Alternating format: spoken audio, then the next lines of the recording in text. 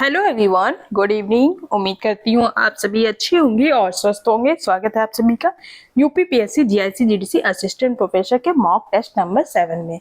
इसमें हम total 50 MCQs को सॉल्व करेंगे। ये क्लास डेली 9 PM पर होती है। ये है मेरा व्हाट्सएप ग्रुप और ये है मेरा टेलीग्राम चैनल। आप चाहें तो इसमें ज्वाइन हो सकते हैं। वीडियो अच्छी लगे तो वीडियो को लाइक कीजिएगा। अगर आप चैनल पर नए हैं तो चैनल को सब्सक्राइब जरूर कीजिएगा। तो चलिए शुरू करते हैं आज का टेस्ट। तो आज का हमारा पहला क्वेश्चन है, सोशियोलॉजिकल इमेजिनेशन शब्द किसने गढ़ा था, मतलब who coined the term sociological imagination. Option A Peter Berger, option B है C Wright Mills, option C है एंथोनी गिडेंस और ऑप्शन डी है रॉबर्ट के मर्टन। तो बताइए सोशियोलॉजिकल इमेजिनेशन ये शब्द किसने दिया था। तो ये शब्द दिया गया था सी राइट मिल्स के द्वारा। ऑप्शन बी इस क्वेश्चन का राइट आंसर है।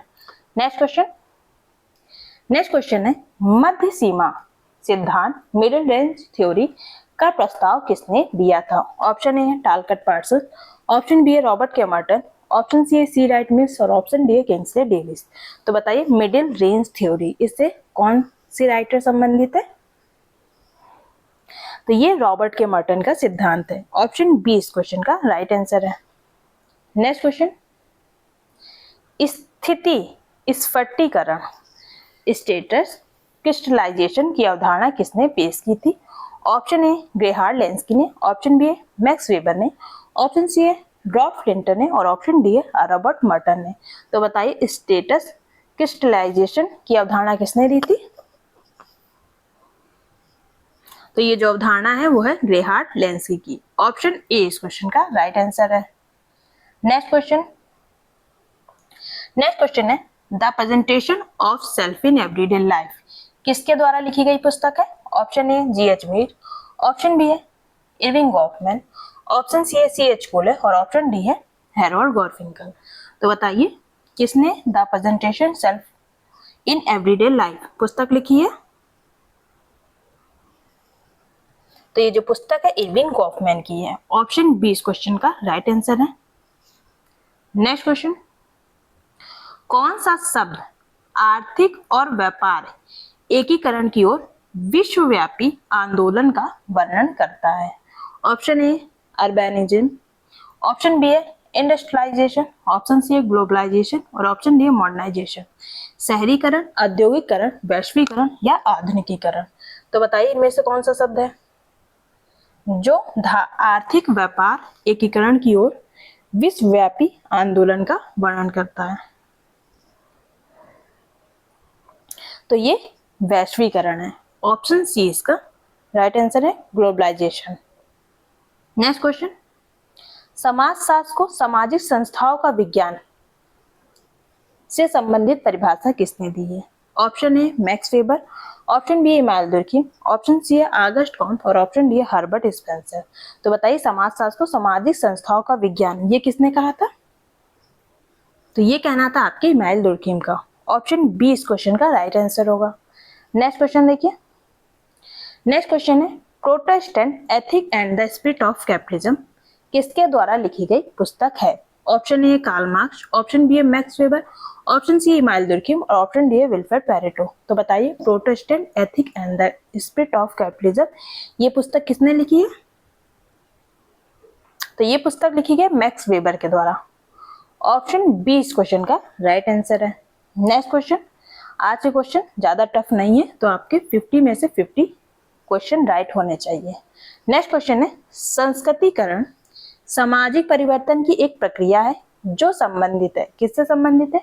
ऑप्शन ए स्ट्रक्चरल चेंज मतलब संरचनात्मक परिवर्तन से, ऑप्शन बी है पदमूलक परिवर्तन से, ऑप्शन सी है अधोमुखी गतिशीलता से और ऑप्शन डी है पश्चिमीकरण से। तो बताइए संस्कृतिकरण किस प्रकार की प्रक्रिया है। संस्कृतिकरण ये संरचना में परिवर्तन नहीं करती जबकि आपके स्टेटस पोजीशन में परिवर्तन करती है, पदमूलक परिवर्तन है। ऑप्शन बी इस क्वेश्चन का राइट आंसर है। नेक्स्ट क्वेश्चन, किसने आत्महत्या को अहमकारी, परोपकारी और विसंगतिपूर्ण में वर्गीकृत किया है। Option A Max Weber, option B Emmanuel Durkheim, option C Sigmund Freud और ऑप्शन डी रॉबर्ट मर्टन। तो बताइए किसने वर्गीकृत किया है। तो इस क्वेश्चन का जो राइट आंसर वो है option B Emmanuel Durkheim. Next question, साहित्यिक चोरी किसका उल्लंघन है? सामाजिक अनुसंधान में साहित्यिक चोरी किसका उल्लंघन है? ऑप्शन ए नमूनाकरण तकनीक का, ऑप्शन बी है नैतिक मानक का, ऑप्शन सी है परिकल्पना का, और ऑप्शन डी है रिलायबिलिटी विश्वसनीयता का। तो थोड़ा सा माइंड यूज कीजिएगा, ऐसा नहीं है कि सब में का आंसर बी ही होगा। आप अगर हो सकता है कि आप तुक्का भी मार रहे हो, तो हो सकता है कि आप कहें कि मैम ने ऊपर के भी आंसर भी बताए हैं तो ये भी बी हो भी सकता है बी हो, बट थोड़ा केयरफुली लॉजिक लगा के क्वेश्चन सॉल्व कीजिए। तो इस क्वेश्चन का जो राइट आंसर वो है ऑप्शन बी, एथिकल स्टैंडर्ड, नैतिक मानक। नेक्स्ट क्वेश्चन, प्रभावी जाति डोमिनेंट कास्ट की अवधारणा किसने दी है? Option A G S Ghurye, option B है M N Srinivas, option C S C Dube, और ऑप्शन डी है आंद्रे बेत्ते। तो बताइए प्रभावी जाति की अवधारणा किसने दी है? तो ये अवधारणा दी गई है एमएन श्रीनिवास के द्वारा। ऑप्शन बी इस क्वेश्चन का राइट आंसर है। नेक्स्ट क्वेश्चन है भारतीय संविधान के किस अनुच्छेद में अस्पृश्यता को समाप्त कर दिया गया है? Option A article 40, option B article 50, option C है आर्टिकल 17, और ऑप्शन डी है आर्टिकल 19। तो बताइए इस क्वेश्चन का राइट आंसर। तो ये है आर्टिकल 17, अनुच्छेद 17 अस्पृश्यता के अंत की बात करता है। ऑप्शन सी इस क्वेश्चन का राइट आंसर है। नेक्स्ट क्वेश्चन, एनोमी शब्द का सबसे पहले प्रयोग किसने किया था? Option A Robert K Merton, option B है इमाइल दुर्खिम, ऑप्शन सी है मैक्स वेबर, और ऑप्शन डी है टॉलकट पार्सन। तो बताइए एनोमी शब्द का सबसे पहले प्रयोग किसके द्वारा किया गया था? तो ये इमाइल दुर्खिम के द्वारा किया गया था। ऑप्शन बी इस क्वेश्चन का राइट आंसर है।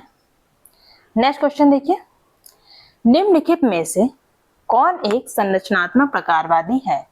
Option A Karl Marx, option B है टॉलकट पार्सन, ऑप्शन सी है रॉल्फ डेनेटॉफ, और ऑप्शन डी है जॉर्ज हेमल्स। तो बताइए कौन है संरचनात्मक प्रकारवादी?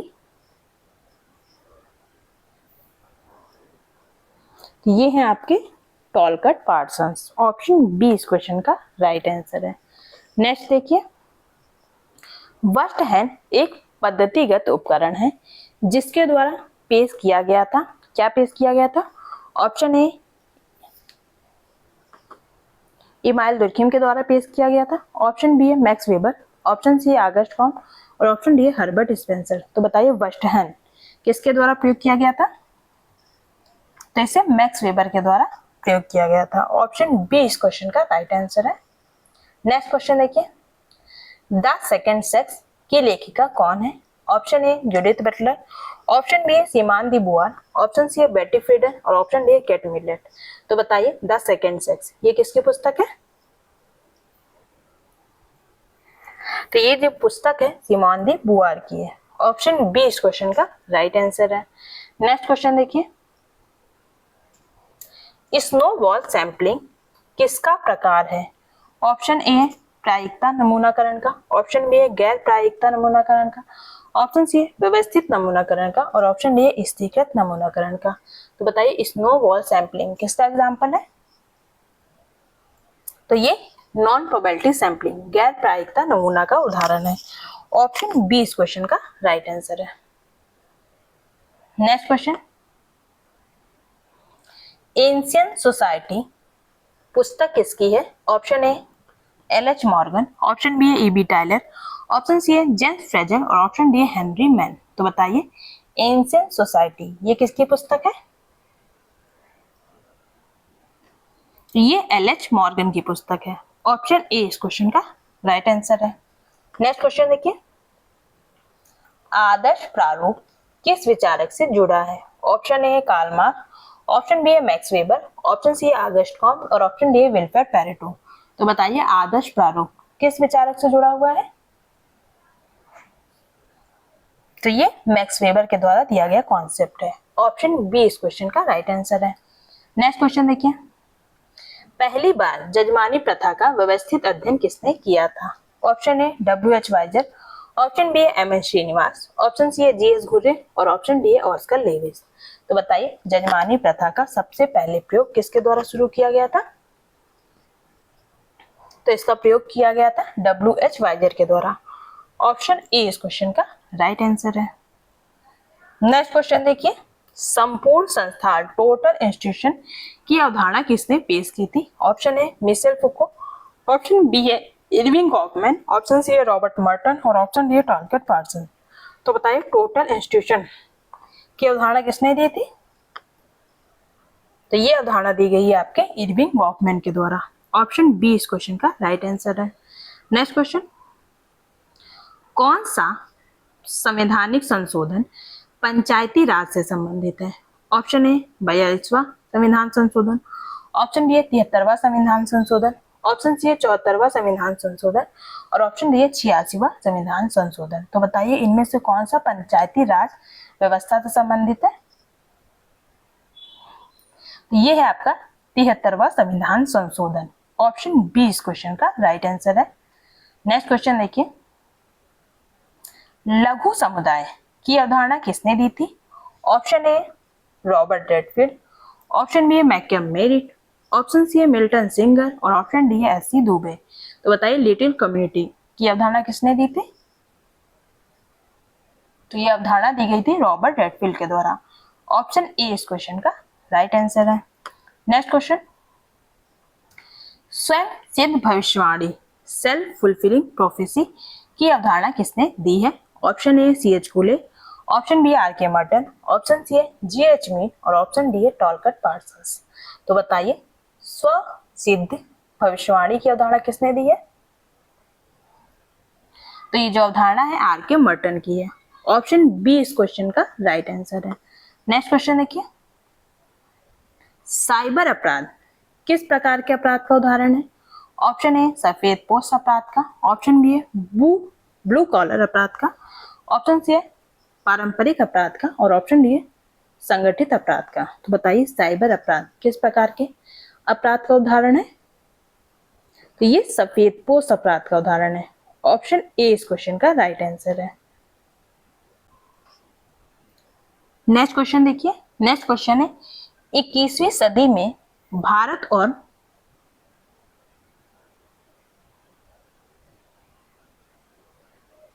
इक्कीसवीं सदी में मानव और मशीन के बीच की सीमा धुंधली हो गई, यह किसका केंद्रीय विषय है? ऑप्शन ए है साइबर फेमिनिज्म का, ऑप्शन बी है उत्तराधिकारवाद का, ऑप्शन सी है वैश्वीकरण का और ऑप्शन डी है डिजिटल समाजशास्त्र का। तो बताइए ये किसका विषय है?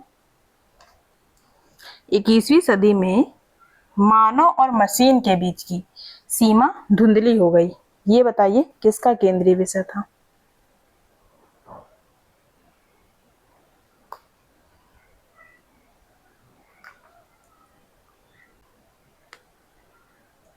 तो ये उदाहरण है साइबर फेमिनिज्म का। ऑप्शन ए इस क्वेश्चन का राइट आंसर है। ये कॉन्सेप्ट किसने दिया था? डोना हार्वे ने। ऑप्शन ए इसका राइट आंसर है।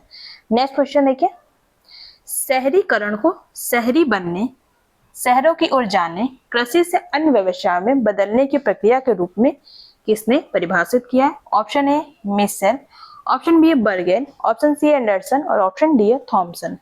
तो बताइए शहरीकरण की ये परिभाषा किसने दी है?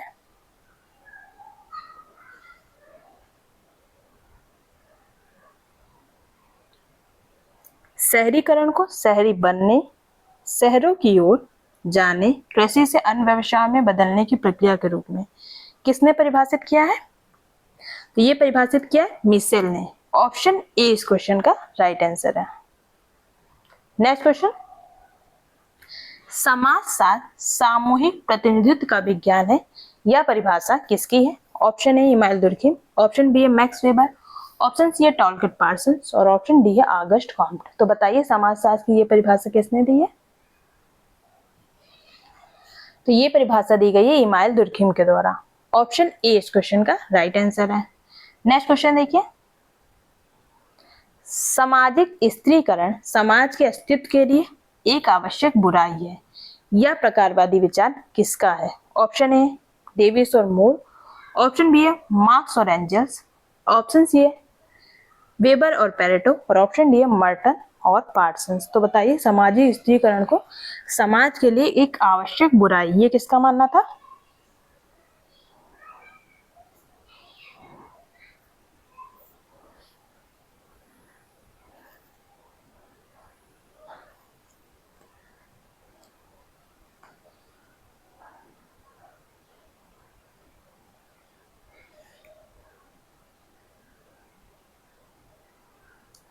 तो ये आपके मानना था किंग्सले डेविस का।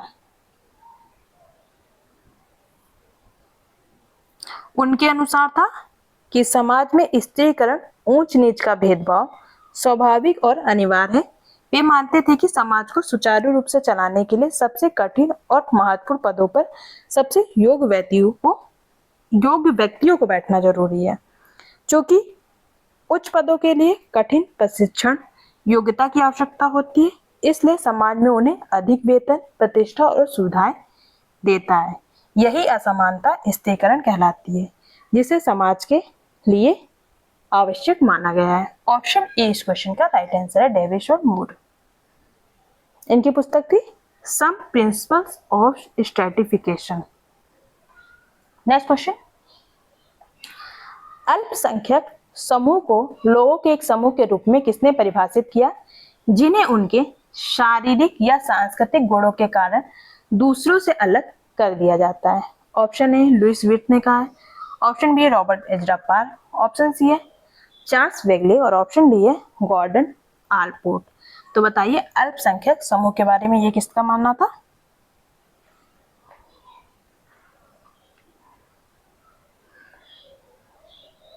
तो ये मानना था आपके लुई विट का। इनकी फेमस पुस्तक है the problem of minority groups. इस पुस्तक में इन्होंने ये बात की है। ऑप्शन ए इस क्वेश्चन का राइट आंसर है। नेक्स्ट क्वेश्चन देखिए, एक नमूना एक बड़े समग्र का छोटा प्रतिनिधित्व है। सैंपलिंग की यह परिभाषा किसने दी है? Option A P V Young, option B है गुड एवं हार्ट, ऑप्शन सी है बोगार्ट्स और ऑप्शन डी है कर्लिंगर। तो बताइए निदर्शन की यह परिभाषा किसने दी है? तो ये परिभाषा दी गई है गुड्डे एवं हार्ट के द्वारा। ऑप्शन बी इस क्वेश्चन का राइट आंसर है।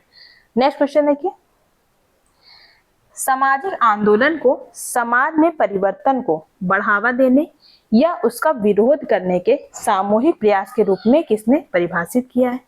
Option A MSA Rao, option B है हर्बर्ट प्लूमर, ऑप्शन सी है टूरेन और ऑप्शन डी है टीके ओमन। तो बताइए सामाजिक आंदोलन की ये परिभाषा किसने दी है?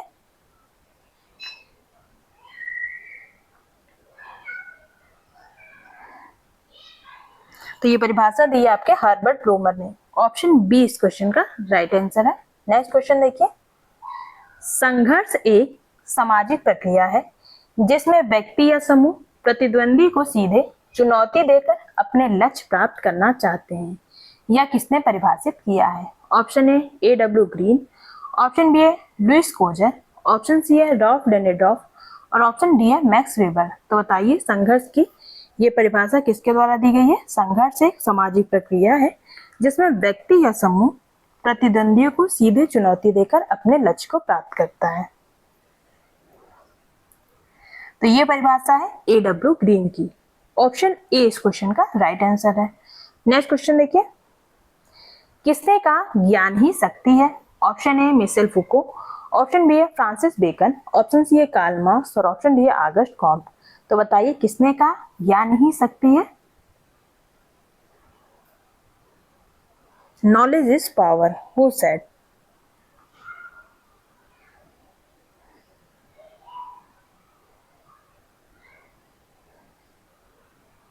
तो आप लोग कंफ्यूज मत होइएगा मिशेल फुको से। ये कोटेशन जो दी है फ्रांसिस बेकन ने दी है। ऑप्शन बी इस क्वेश्चन का राइट आंसर है। नेक्स्ट क्वेश्चन, वैश्वीकरण को विश्वव्यापी सामाजिक संबंधों के गहन होने के रूप में किसने परिभाषित किया है? Option A Anthony Giddens, option B है रोनाल्ड रॉबर्टसन, ऑप्शन सी है एमिनुएल वॉलस्टीन और ऑप्शन डी है डेविड हर्वे।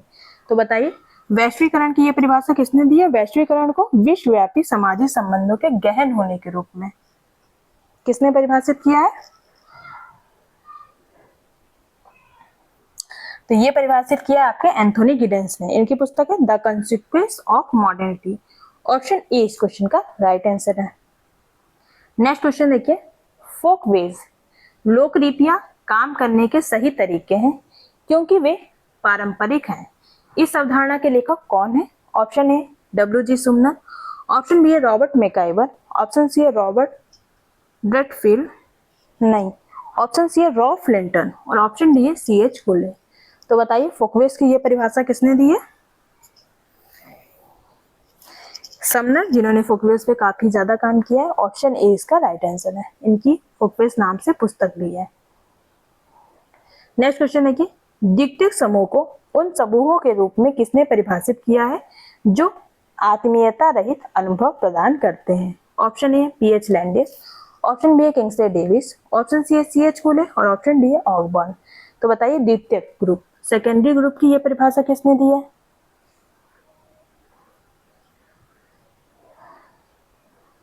तो ये परिभाषा दी गई है आपके पीएच लैंडिस के द्वारा। ऑप्शन ए इस क्वेश्चन का राइट आंसर है। नेक्स्ट क्वेश्चन देखिए, सामाजिक स्थिति सामाजिक संरचना में एक व्यक्ति का स्थान है, यह किसने परिभाषित किया है? Option A Radcliffe Brown, option B है टारगेट पार्सन्स, ऑप्शन सी है एसएफ नॉर्डन और ऑप्शन डी है रॉबर्ट मर्टन। तो बताइए सोशल पोजीशन की ये परिभाषा किसने दी है? सामाजिक स्थिति को सामाजिक संरचना की एक व्यक्ति के स्थान के रूप में किसने परिभाषित किया है? तो ये परिभाषित किया है आपके रेडक्लिफ ब्राउन ने। ऑप्शन ए इस क्वेश्चन का राइट आंसर है। नेक्स्ट क्वेश्चन देखिए, किसने कहा गरीब श्रम की आरक्षित सेना है? Option A Karl Marx, option B है मैक्स वेबर, ऑप्शन सी है फ्रेडरिक एंगल्स और ऑप्शन डी है एडम स्मिथ। किसने कहा गरीब श्रम की आरक्षित सेना है? The reserve army of labour, इसका कॉन्सेप्ट किसके द्वारा दिया गया है? ये दिया है कार्ल मार्क्स ने। ऑप्शन ए इस क्वेश्चन का राइट आंसर है। नेक्स्ट क्वेश्चन देखिए, धर्मनिरपेक्षीकरण को उस प्रक्रिया के रूप में किसने परिभाषित किया है जिसके द्वारा धार्मिक सोच, अभ्यास और संस्थाएं सामाजिक महत्व खो देती हैं? Option A Bryan Wilson, option B है पीटर बर्गर, ऑप्शन सी है एमएन श्रीनिवास और ऑप्शन डी है योगेन सिंह। तो बताइए ये किसका मानना था? धर्मनिरपेक्षीकरण सेकुलराइजेशन को किसने डिफाइन किया है? ये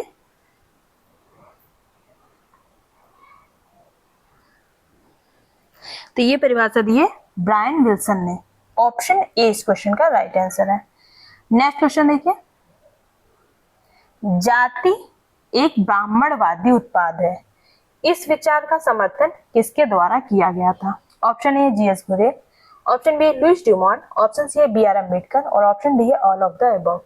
तो जाति को एक ब्राह्मणवादी उत्पाद किसने माना था?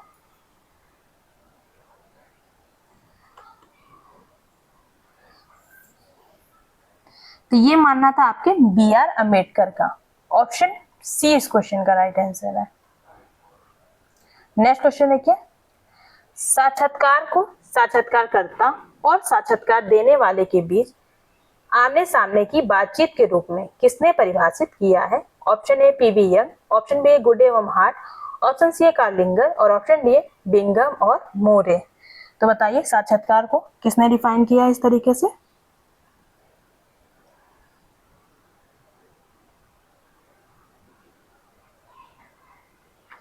साक्षात्कार को साक्षात्कारकर्ता और साक्षात्कार देने वाले के बीच आमने सामने की बातचीत के रूप में किसने परिभाषित किया है?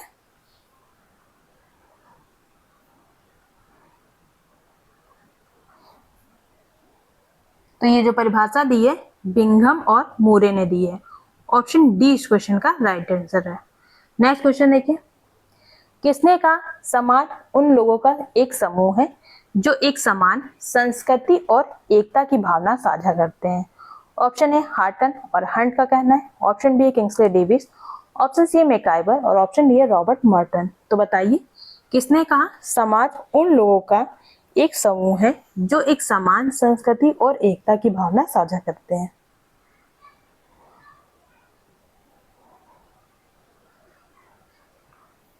तो ये जो परिभाषा है वो है हार्टन और हंट की। ऑप्शन ए इस क्वेश्चन का राइट आंसर है। नेक्स्ट क्वेश्चन देखिए, सामाजिक गतिशीलता को एक व्यक्ति के एक सामाजिक स्थिति से दूसरी सामाजिक स्थिति में संक्रमण के रूप में किसने परिभाषित किया है? Option A P A Sorokin, option B Goldthorpe, option C है लिपसेट और ऑप्शन डी है आंद्रे बेते। तो बताइए ये परिभाषा किसने दी है?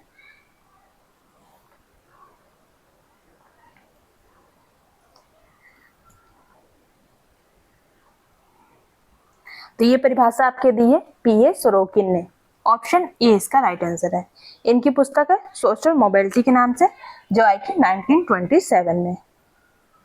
नेक्स्ट क्वेश्चन है कि शिक्षा मनुष्य से पहले से मौजूद पूर्णता की अभिव्यक्ति है, यह कथन किसका है? Option A Swami Vivekananda, option B है महात्मा गांधी, ऑप्शन सी है रविन्द्रनाथ टैगोर और ऑप्शन डी है B.R. अम्बेडकर।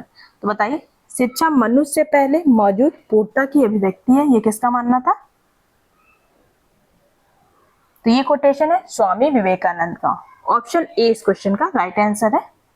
नेक्स्ट क्वेश्चन देखिए, प्राथमिक समूह को आमने सामने के आत्मीय संबंध और सहयोग की विशेषता वाले समूह के रूप में किसने परिभाषित किया है? Option A C.H. Cooley, option B है G.H. मीड, ऑप्शन सी है रॉबर्ट के मर्टन और ऑप्शन डी है जॉर्ज होमास। तो बताइए, प्राथमिक समूह की ये परिभाषा किसने दी है?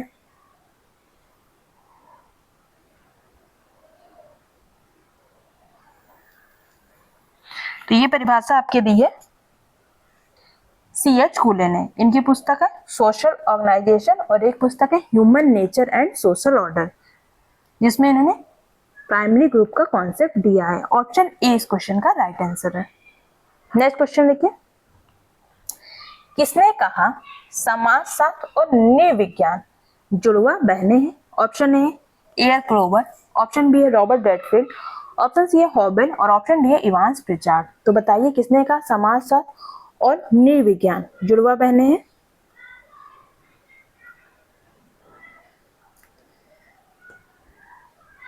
तो ये मानना था एयर क्रोवर का। ऑप्शन ए इस क्वेश्चन का राइट आंसर है।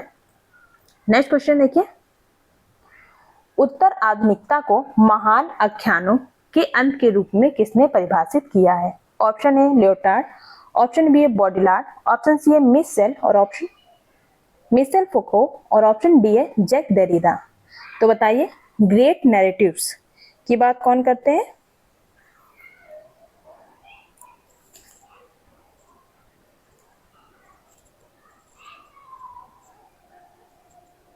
तो ये बात करते हैं लियोटार्ड। ऑप्शन ए इस क्वेश्चन का राइट आंसर है। इनकी मोस्ट इंपॉर्टेंट पुस्तक है the post modern condition. Option A इसका राइट आंसर है। अगर आपको वीडियो अच्छी लग रही हो तो वीडियो को लाइक कीजिएगा और एक प्यारा सा कमेंट जरूर कीजिएगा। और अगर आपको किसी भी क्वेश्चन में कोई भी क्वेरी लगती है तो आप कमेंट बॉक्स में मुझसे पूछ सकते हैं। नेक्स्ट क्वेश्चन है, एक सामाजिक संस्था अवधारणाओं और संरचना का एक परिसर है, इसे इस तरह किसने परिभाषित किया है? ऑप्शन ए W.G. सुमनर ने, ऑप्शन बी है टालकट पार्सन्स ने, ऑप्शन सी है रॉबर्ट के मर्टन ने और ऑप्शन डी है किंग्सले डेविस ने। तो बताइए, सामाजिक संस्था अवधारणाओं और संरचना का एक परिसर है, ये किसने कहा है?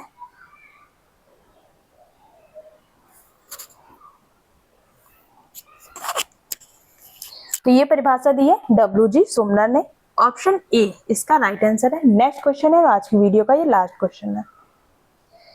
किसने कहा मध्यवर्ग समाज की स्थिर रह करने वाली शक्ति है? किसने कहा मध्यवर्ग समाज को स्थिर करने वाली शक्ति है? ऑप्शन ए अरस्तु, ऑप्शन बी है मैक्स वेबर, ऑप्शन सी है कार्ल मार्क्स और ऑप्शन डी है डेनड्रॉ। तो बताइए, किसने कहा है?